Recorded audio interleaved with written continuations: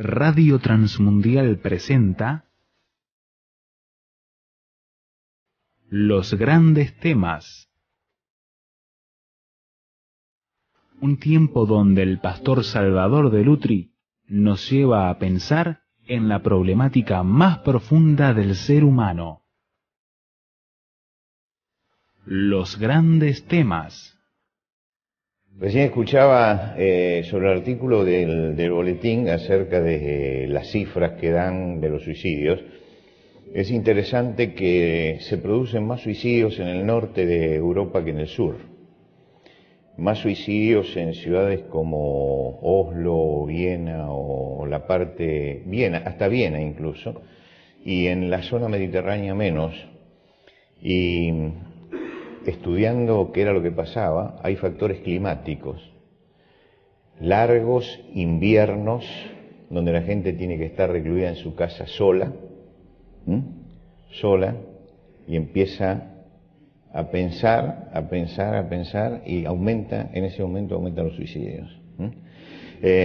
Uno piensa, bueno, es la desesperanza. A veces en el trajín, el hecho de correr nos evita el trabajo de analizar para adentro la vida. Y ellos, cuando no pueden salir de su casa por semanas, ¿no?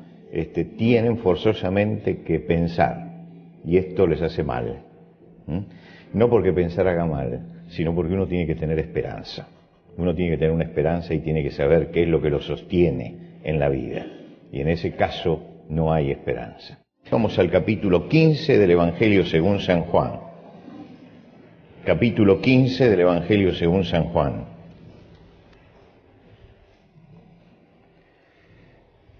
Y vamos al cuarto de los temas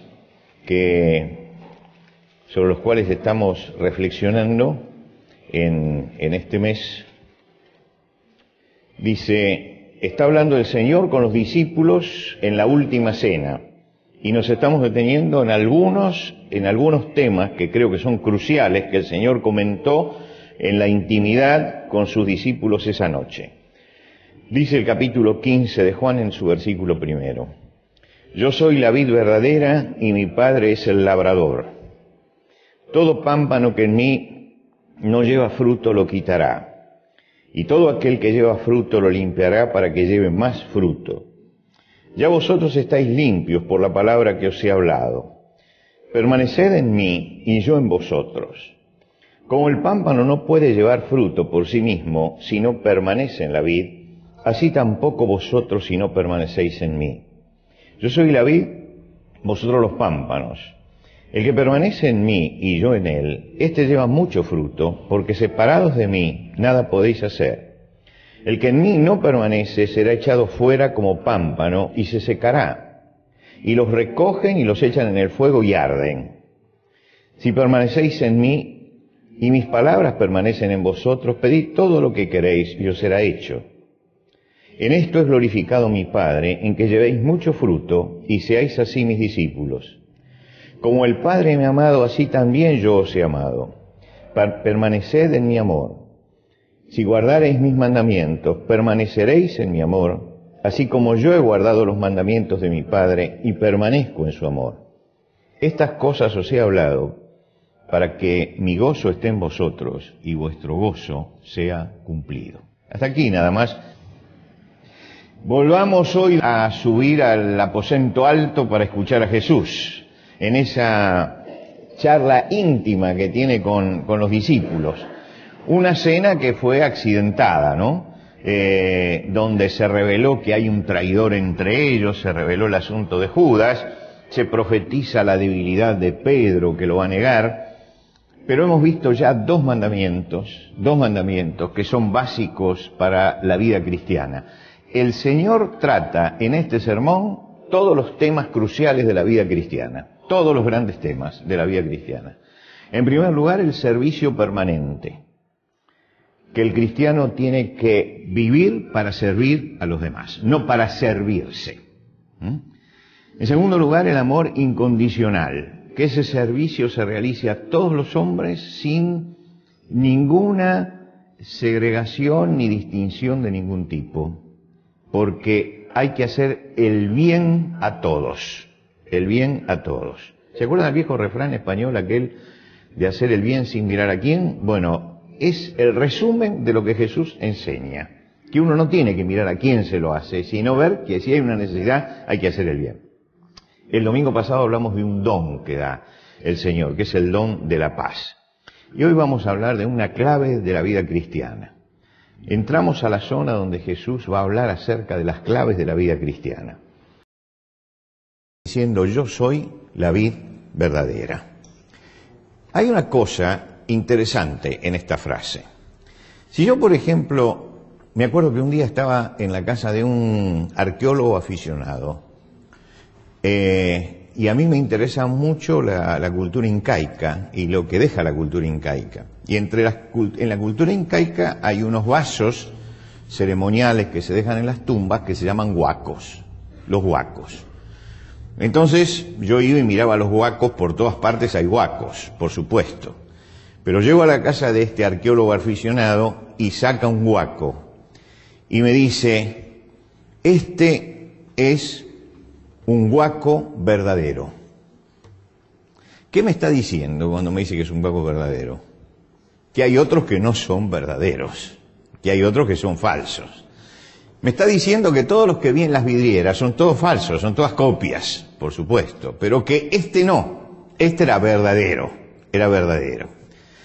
Cuando Jesús dice, yo soy la vid, podría quedarse allí en la palabra. Pero él dice, yo soy la vid, la verdadera. Lo que quiere decir que está diciendo que hay una vid a la que le ha pasado algo porque es una vid falsa. Es una vid que no responde a lo que Dios quiere. Y creo que lo primero que uno tiene que pensar es en esta vid que no es la vid verdadera.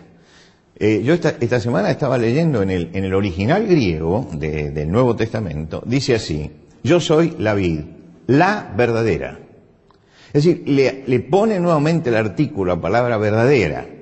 Yo creo que es correcta la traducción en castellano, es muy correcta, no necesitamos repetir, pero tal vez para entender el significado hace falta esto. Que entendamos que Jesús lo que está subrayando no es la palabra vid, sino la palabra verdadera. Está diciendo, acá tenemos que buscar lo que es verdadero. Ahora, si nosotros hubiéramos vivido en tiempo de Jesús y hubiéramos recorrido la ciudad de Jerusalén, hubiéramos tenido que pasar frente al templo de Jerusalén, que da al Monte de los Olivos, está frente al Monte de los Olivos. Entonces había una puerta tremenda que le había mandado a hacer Herodes, la puerta de entrada al templo que se abría a primera hora de la mañana y se cerraba a primera hora de la noche, porque se necesitaban muchos hombres para abrirla y cerrarla por el peso que tenía esa puerta. Y Herodes, que puso mucho dinero para el templo porque quería estar bien con los judíos, porque él no era judío, y entonces les armaba el templo para congraciarse con ellos, colocó en la parte superior, en el dintel de la puerta del templo, una vid de oro llena de racimos. Quiero decir que el que llegaba al templo de Jerusalén y miraba la puerta, lo que veía allí era una vid. Ahora, ¿por qué colocó él la vid allí? ¿Por qué puso esto? Porque para los judíos la vid era el símbolo de su pueblo, el símbolo de su pueblo. Y esto es algo que el símbolo de Israel para el común de la gente era la vid. Simbolizaba la paz y la prosperidad del pueblo. Cuando ellos salieron de Egipto se les hablaba de que cada uno iba a estar debajo de su vid y debajo de su higuera. Y ellos, cuando llegaron a la tierra prometida, lo primero que le trajeron los espías fue el famoso racimo de escol, un racimo de uva, que posiblemente no haya sido un racimo, sino que arrancaron toda la planta porque no sabían esto. Dice que la tenían que llevar entre dos, ¿no? ¿Por qué? Porque mostraban la abundancia de la tierra. Quiero decir que lo primero que ellos reciben, entre otras cosas, es la maravilla de este racimo de uva. Entonces ellos son el pueblo que se sienten la vid y entonces la utilizan como símbolo allí. Antes de Jesús, en el tiempo de los macabeos, en lo que va del libro de Malaquías al principio del Evangelio, los macabeos emitieron una moneda, y en la moneda tiene una vid. Querían decir, esto es Israel, este es nuestro pueblo. Pero si ustedes investigan en el Antiguo Testamento, se van a encontrar con que esto tiene muchas raíces en el Antiguo Testamento.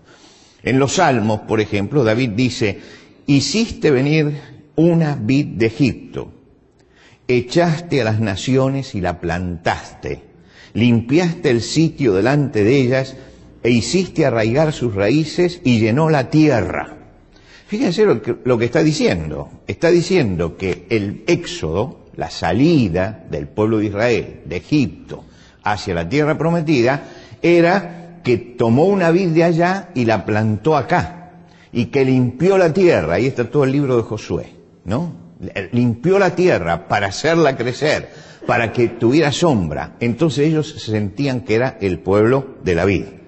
Si uno le hubiera preguntado a un judío, ¿qué quiere decir eso que está allá arriba? Sobre todo en aquel tiempo que aparecían algunos turistas ya en Israel, que sobre todo los griegos que hacían turismo, le hubieran preguntado, ¿qué quiere decir esa vid allá arriba?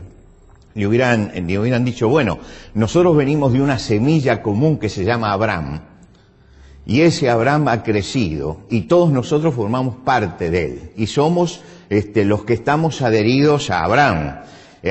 Crecimos en la historia y tiene diversidad de hijos, y todos tenemos la misma promesa. Quiere decir que estaban muy orgullosos con eso de ser la vid, y por eso Herodes le puso eso ahí arriba, para que ellos sintieran que era el símbolo de ellos. Claro, ellos leían solamente una parte de la Biblia, porque resulta que cuando usted entra en los profetas también hablan de la vid, también hablan, y hablan mucho acerca de la vid. Y por ejemplo, el profeta Jeremías dice, te planté como una vid escogida, simiente verdadera, ¿cómo pues tengo ahora una vid extraña? Es decir, acá Dios le está diciendo, está bien que hayan usado el símbolo de la vid, pero yo los planté distinto, Ustedes llegaron a algo que no era lo que yo esperaba.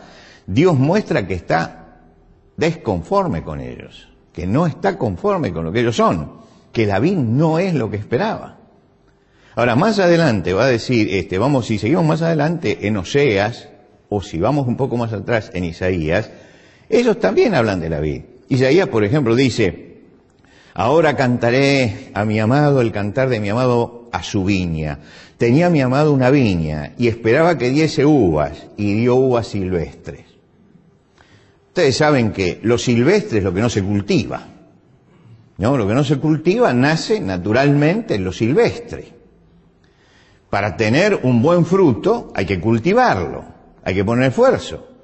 Y dice Dios, a pesar de que yo traté de cultivarlo, sin embargo lo que salió es como si no hubieran recibido nada. Dios le está reprochando, parecería que ni siquiera han leído la ley de Moisés ni nada. Todo lo que yo hice por cultivarlo, en definitiva, se ha transformado en cualquier planta que se planta por allí. Es una vid silvestre.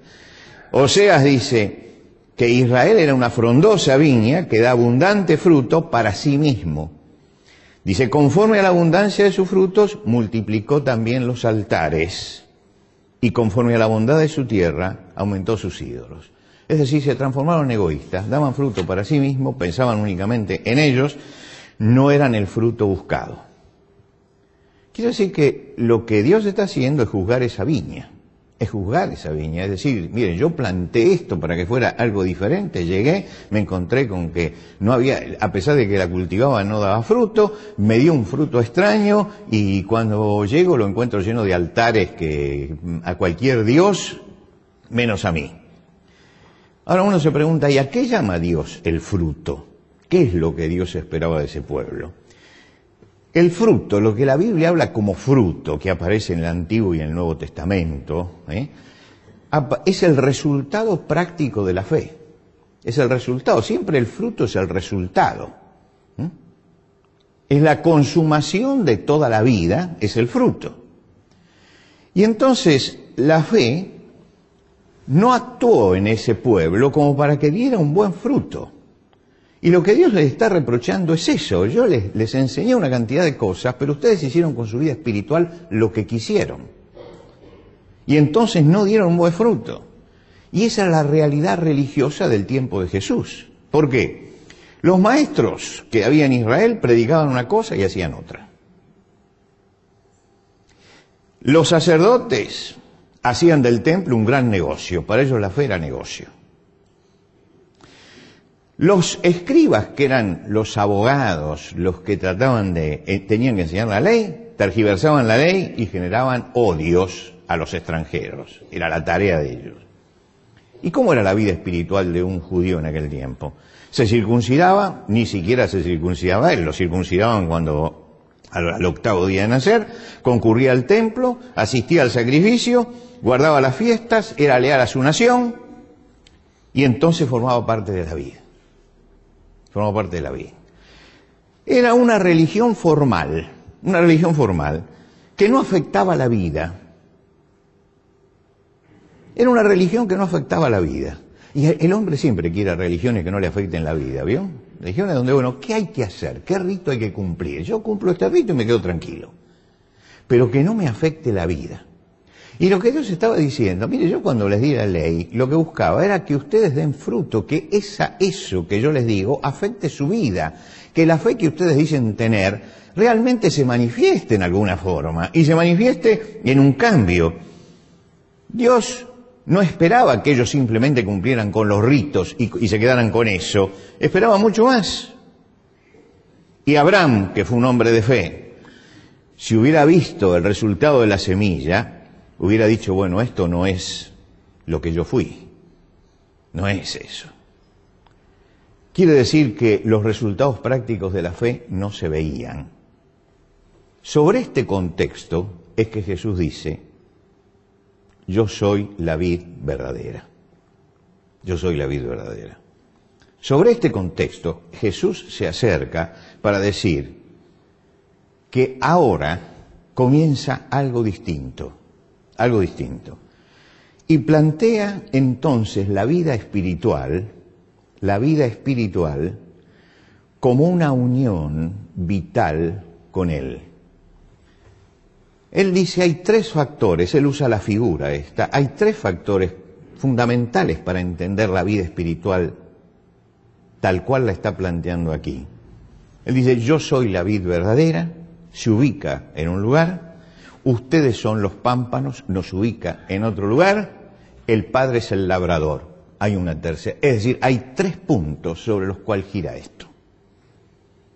Que es Él como vid, nosotros como pámpanos y el Padre como labrador. Esto es lo que está planteando.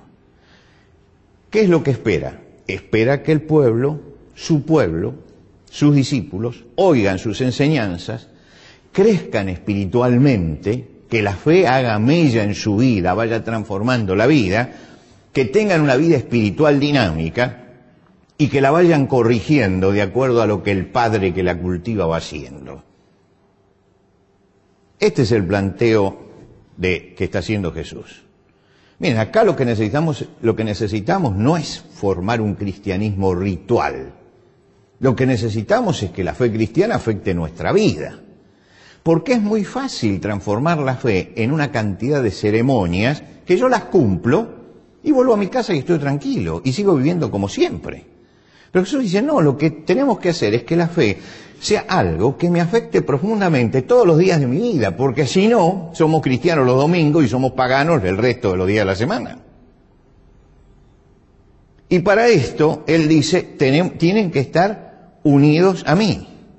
La vida espiritual, mis hermanos, no es estar unido a un pueblo que puede ser la iglesia. La vida espiritual no es haberse bautizado. La vida espiritual tampoco es practicar la comunión, ni trabajar en algo, en algún área de la iglesia o fuera de la iglesia, sino tener comunión con el Señor, estar unido con Él y que Él produzca algo en nuestra vida, que dinamice la vida cristiana, que produzca algo en nuestra conducta, en nuestra forma de ser. La vida espiritual, como toda vida, tiene que ser crecimiento, tiene que ser transformación, tiene que ser avance, tiene que ser desarrollo. Si yo veo que algo no crece, no avanza, no desarrolla, ahí no hay vida, porque la vida es eso. La vida siempre es dinámica. Y Jesús está diciendo que el cristiano tiene que estar unido a Él, como el niño está en el vientre de su madre, unido por un cordón umbilical, que es por donde pasa la vida. Que hay un cordón vital que nos conecta con Él. Y que eso es lo que tiene que estar funcionando. La relación entre yo y el Señor es lo que está funcionando. Una cosa es la relación con la iglesia, una con los hermanos, con la ceremonia, con el rito. Otra cosa es mi relación con el Señor. Mi relación con el Señor. Y cuando yo tengo esa relación con el Señor, el Padre empieza a actuar en la vida. Como el labrador que abona la tierra, vigila el crecimiento, quita las malezas, el Padre va obrando en nuestra vida permanentemente, en la personalidad, en la integridad, en el carácter, va obrando para que pensemos bien, para que actuemos bien, para que nos movamos bien. Y esto empieza a afectar mi vida familiar, empieza a afectar mi vida social, empieza a afectar mi vida laboral. Todo esto tiene que ser afectado por la fe.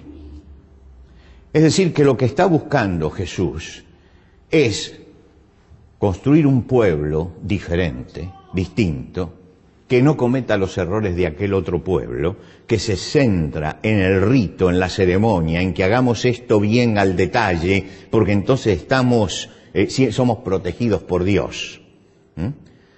Y no que haya un cambio interior en la persona, un cambio de adentro.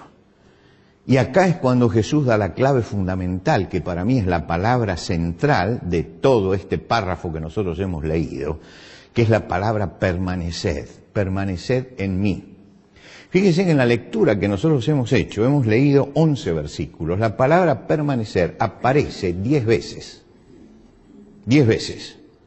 10 veces Jesús dice permaneced, lo que señala la importancia del imperativo.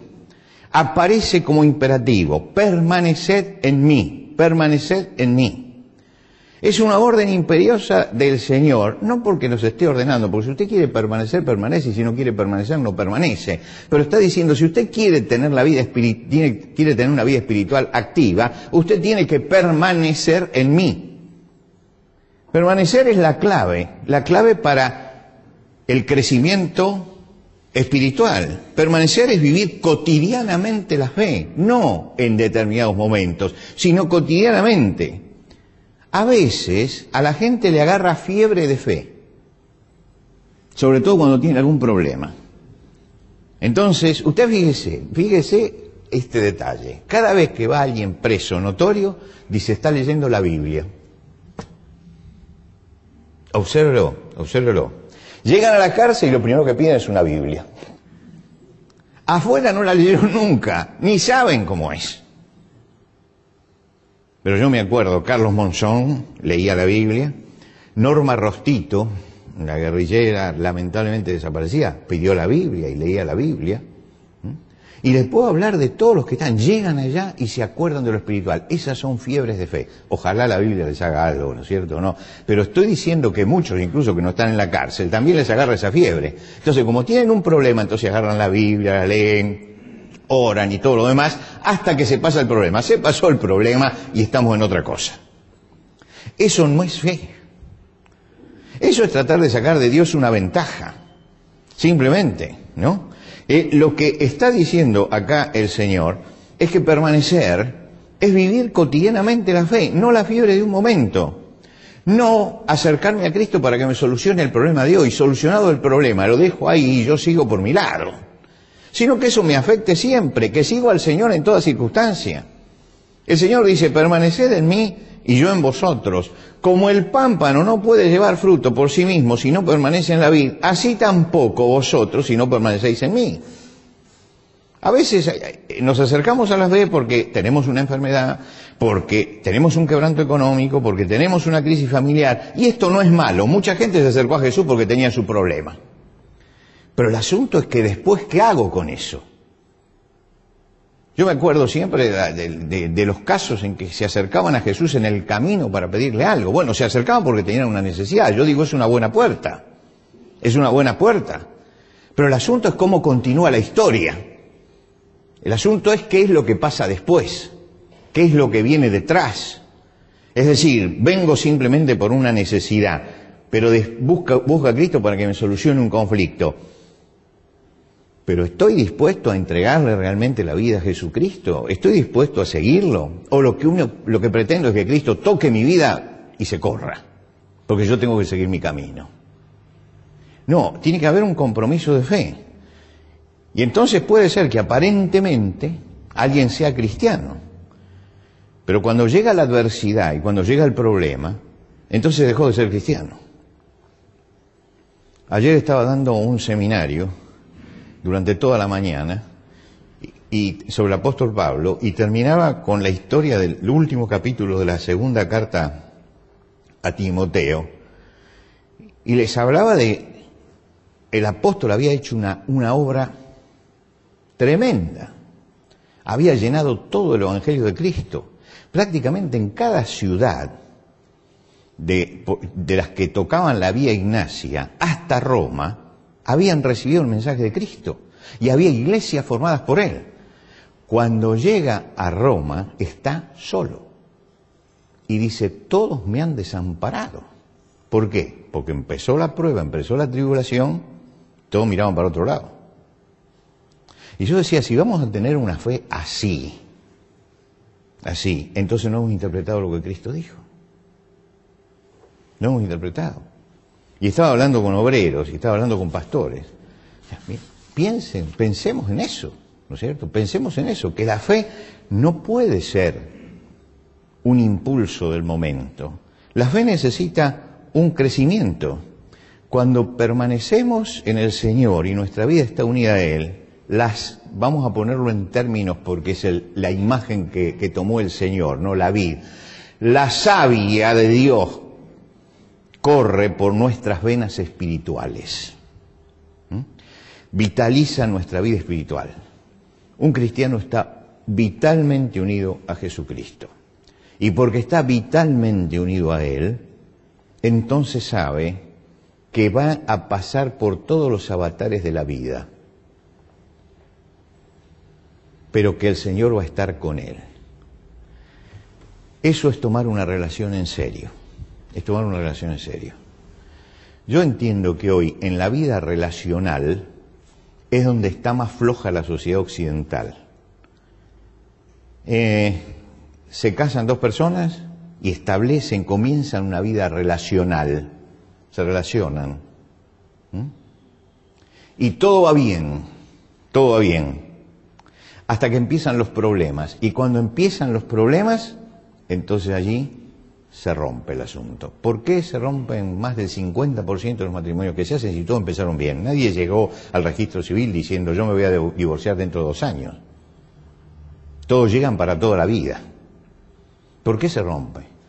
Porque hay que saber no solamente vivir la felicidad del momento en que se construye, sino también saber pasar la adversidad. Y si no se sabe pasar la adversidad, se fracasa. Y en mi vida de fe y en tu vida de fe, el Señor va a estar con nosotros, pero nos va a hacer pasar la adversidad también. La vamos a tener que pasar. Vamos a estar embarcados y va a haber tormenta. El Señor nos dijo, crean en mí, no va a haber ninguna tormenta en la vida. No, va a haber tormenta. El asunto es que es allí cuando la fe se manifiesta, cuando la fe se ahonda, cuando la fe se profundiza. Fíjense ustedes, Job era un hombre de fe, de profunda fe.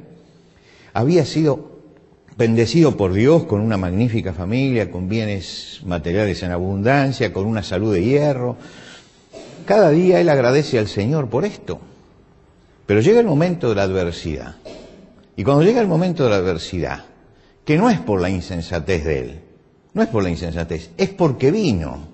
Porque a veces llega el día de la adversidad porque somos insensatos, porque actuamos mal. Bueno, si lo tengo que decir en el lenguaje de los jóvenes, bancátelo. Porque te metiste en eso. Pero llega el día de la adversidad porque llegó, y pierde la familia y pierde los bienes. Y ese hombre que cada día agradecía al Señor, dice que en ese momento dijo: desnudo salí del vientre de mi madre y desnudo volveré allá. Jehová dio y Jehová quitó, sea el nombre de Jehová bendito. Diciendo, yo sigo siendo fiel acá, en medio de la adversidad. Y pregunta, ¿vamos a recibir de Dios lo bueno y lo malo no lo recibiremos? Es decir, es muy fácil plantear un cristianismo de venga Cristo que le soluciona todos los problemas, y eso crea frustraciones, porque todos vamos a tener que enfrentar el dolor, el desprendimiento, la despedida, la muerte, lo vamos a tener que enfrentar. Todos vamos a tener que enfrentar eso. El asunto es que tenemos que estar unidos al Señor en todo momento, en toda circunstancia, y tenemos que avanzar en esa relación. El verdadero cristiano sigue al Señor cuando todo le va bien, tiene salud, prosperidad, afecto, pero sigue siguiendo al Señor cuando le va mal y cuando pierde. Porque esta es la relación vital que tengo con el Señor. Y cuando yo entiendo realmente lo que es la vida espiritual, me doy cuenta que necesito estar unido al Señor más que nunca en el momento de la adversidad para que realmente el Señor me sostenga. Judas, cuando todo era una fiesta, siguió al Señor. Cuando llegó el momento de la adversidad, lo vendió. Esto no es fe. Por eso se lo llama el hijo de perdición. Se perdió. Si uno quiere llevar fruto, tiene que permanecer en el Señor. Tiene que permanecer. La permanencia es fundamental. Usted, fíjese, el apóstol Pablo llega a la ciudad de Filipo. Filipo era una ciudad importante. No tenía la importancia de Atenas, pero era una ciudad importante. La gente se convierte a Cristo. Hay una muchacha con un espíritu de adivinación y es liberada. Y dan gloria a Dios y se mantienen fieles al Señor. Y por esto lo llevan a la cárcel. Y lo meten preso. Y lo meten preso como presos de alta peligrosidad. Los meten en la cárcel de más adentro, dice Lucas. Lo que quiere decir, está con los de alta peligrosidad. Ahora, los romanos no tenían cárceles como tenemos nosotros, tenían muy pocas prisiones y prisiones muy chiquitas, lo que quiere decir que el que caía allí era porque el asunto era gravísimo. Y lo meten allí simplemente por haber sanado a una muchacha y que se armó un lío entre la gente. Entonces, estos son los que producen problemas, adentro. Siempre es la forma de... Y lo desnudaron de su ropa, los azotaron, lo colocaron en el cepo, los encerraron en el calabozo. Y usted dice, cuando llegaron ahí, y siguieron dando gloria a Dios. Bueno, nosotros hemos obrado bien, pero seguimos unidos al Señor. Y porque seguían unidos al Señor, entonces se produce esa salida milagrosa. Ese terremoto que trae pánico en la cárcel y pánico en el carcelero, y que hace que Pablo pueda testificar a él y que, y termina todo bien, pero tuvo que pasar por el calabozo. Entonces yo, como leo la historia completa, no me doy cuenta de lo que significa la angustia de un hombre, el que por haber seguido al Señor lo castigaron y lo mandaron a la cárcel de más adentro. Pero él entendió que él necesitaba seguir al Señor en todo momento, en todo lugar. Permanecer es estar adherido al Señor, fructificar en el Señor. Por eso aparece como un imperativo, permaneced en mí, porque esa palabra es la clave. La permanencia es el crecimiento. Así como nos preocupamos por nuestra vida material y somos tenaces en nuestra vida material porque queremos progresar e ir adelante, así como nos preocupamos por nuestra vida emocional, indagamos, averiguamos, leemos. Fíjese que cualquier tontería que se escriba sobre la vida emocional, hoy se vende el libro, es bestseller, porque la gente está tratando de encontrar algo. Y hay una cantidad de comerciantes que escriben cualquier cosa, porque hasta el que tiene un poco de éxito en la radio, por ejemplo, o en la televisión, escribe un libro de autoayuda. Porque ya la gente lo lee, ya se siente maestro en la autoayuda. Porque la gente averigua y trata de indagar acerca de eso. Pero muchas veces no nos preguntamos cómo tengo que manejar mi vida espiritual. Y miren, la clave de la vida está en cómo uno maneja su vida espiritual, porque todo depende de cómo se maneja la vida espiritual. La vida del hombre y lo que le pasa depende de la vida espiritual, no de la vida emocional ni de la vida material, depende de la vida espiritual. Como yo maneje mi vida espiritual, así es como me va a ir en lo material y así es como me va a ir en lo emocional. Y así es como voy a poder soportar los quebrantos materiales o los quebrantos emocionales. En la medida en que yo tenga una vida espiritual sólida, en la medida en que esté unido al Señor de la vida. Y para esto hay que permanecer. Así como te preocupas por tu vida espiritual y así como me preocupo por mi vida emocional, así nos tenemos que preocupar por nuestra vida espiritual. A ver cómo funciona. Y Jesús dice, hay que permanecer, hay que permanecer, hay que permanecer. Ignacio Paderewski, que era un famoso pianista polaco, los polacos en eso han dado algunas figuras que son excepcionales, como Chopin. Él murió en el año 1941, lo que quiere decir que es casi un contemporáneo de muchos que están acá. Mío no, gracias a Dios. Alguien le preguntó a Paderewski, ¿por qué practica todos los días usted? Es una pregunta que uno se asombra. Marta Argerich, por ejemplo, con los años que tiene, practica 8 horas diarias. Todavía hoy. 8 horas. Es un trabajo, es un trabajo. Le preguntaron a Paderewski esto, ¿por qué usted está practicando todos los días? ¿Por qué se levanta y tiene como un trabajo de sentarse ahí y darle? Y le dijo, mire, si yo dejo de practicar un día, yo noto la diferencia en la técnica. Ya me doy cuenta que no soy el mismo que anteayer. Dice, si yo dejo de practicar 2 días, mi esposa me hace notar la diferencia. Ya no soy yo, ya es ella. Y si yo dejo de practicar 1 semana, todo el público se va a dar cuenta. Es decir, o permanezco, o continúo, o mantengo esto, o voy perdiendo la vitalidad que se necesita para ese trabajo. Y la permanencia en el Señor es fundamental. Él tenía que perseverar. Y la palabra permanecer va unida a la palabra perseverar. Hay que sacar la mejor melodía de la vida. Por eso hay que perseverar en la fe. Y por eso Jesús llamó a los discípulos y le dijo, miren, yo soy la vid, la verdadera. El que permanece en mí, ese es el que lleva fruto. Y si no permanece en mí, entonces no va a llevar fruto. No va a llevar fruto. Esta unión vital con el Señor es lo que produce que nuestra vida espiritual sea una vida realmente fructífera. Y como leímos y vimos al principio, el cristiano está llamado a servir a los demás. Servir a los demás es una forma de fructificar. Está destinado a hacer el bien a todos los hombres. Es una forma de fructificar. Y después de haber enseñado eso Jesús, dice, pero mire, la clave está en esto. Si usted quiere servir al Señor en integridad todos los días y sin problema, tiene que estar unido a mí. Si usted quiere amar con ese amor con que amó Jesús, que amó al que le hacía bien y al que le hacía mal, al amigo y al enemigo, tiene que estar unido a mí.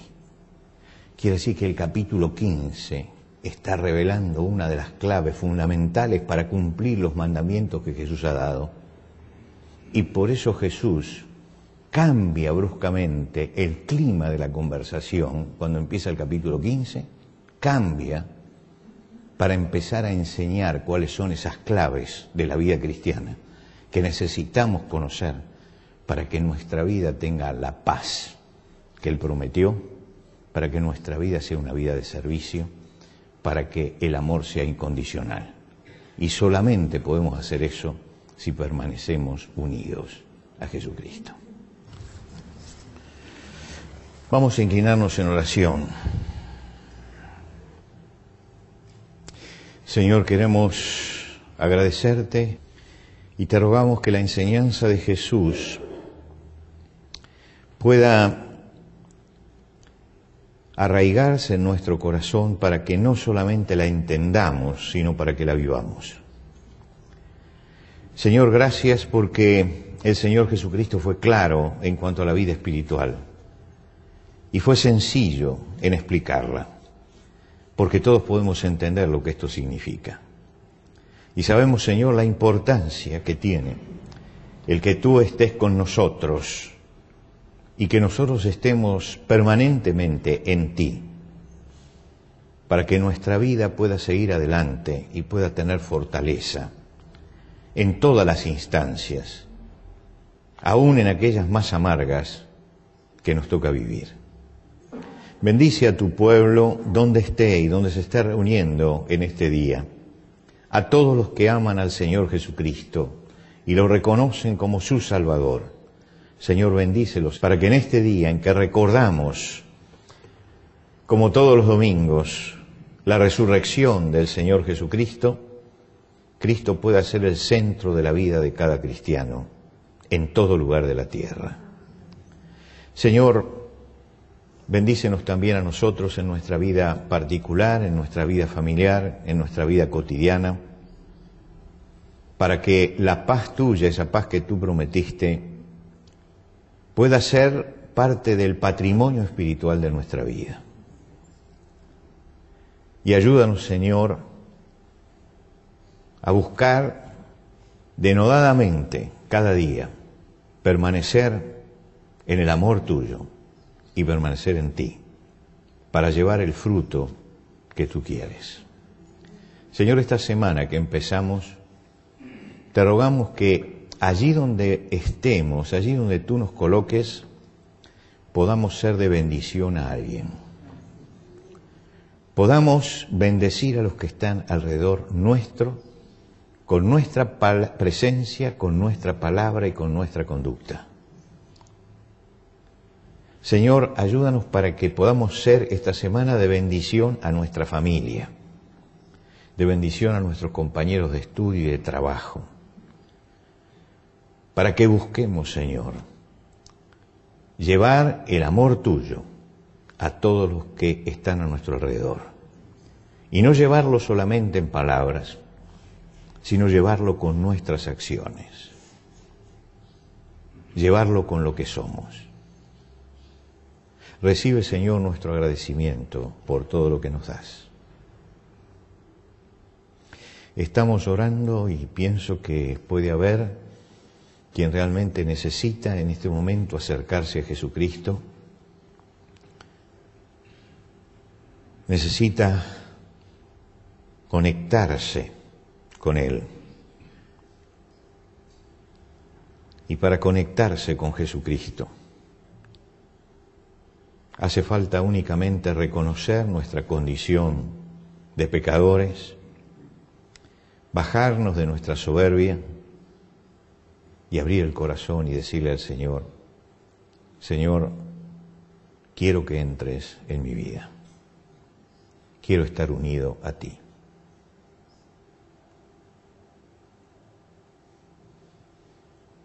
Quiero poner mi vida en las manos tuyas. A lo mejor estás pasando por un problema, por una dificultad, y esto te acercó. Esto te acercó al Señor. Pero el Señor quiere algo más de ti.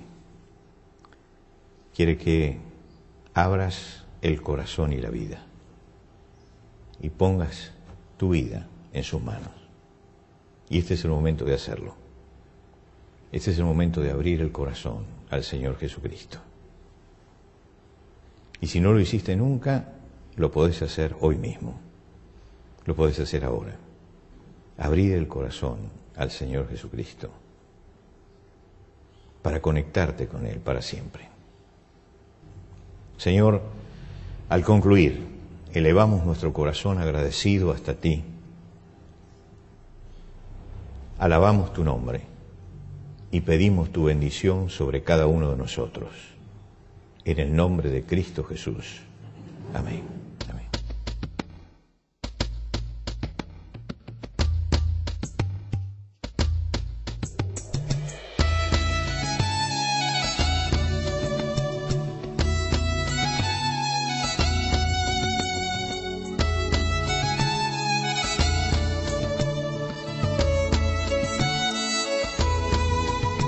Antes de finalizar los grandes temas del día de hoy, les queremos dar los canales de comunicación donde usted puede entrar en contacto con el pastor Salvador de Lutri. Por carta, hágalo a Los Grandes Temas, casilla de correo 5051, Montevideo, Uruguay. Los Grandes Temas, casilla de correo 5051, Montevideo, Uruguay. Y el correo electrónico losgrandestemas@transmundial.org. losgrandestemas@transmundial.org. Nos encantaría escuchar de usted, saber cuáles son sus comentarios, preguntas, reacciones e inquietudes sobre el tema de hoy. Por ahora nos despedimos hasta otro espacio de Los Grandes Temas, una producción de Radio Transmundial.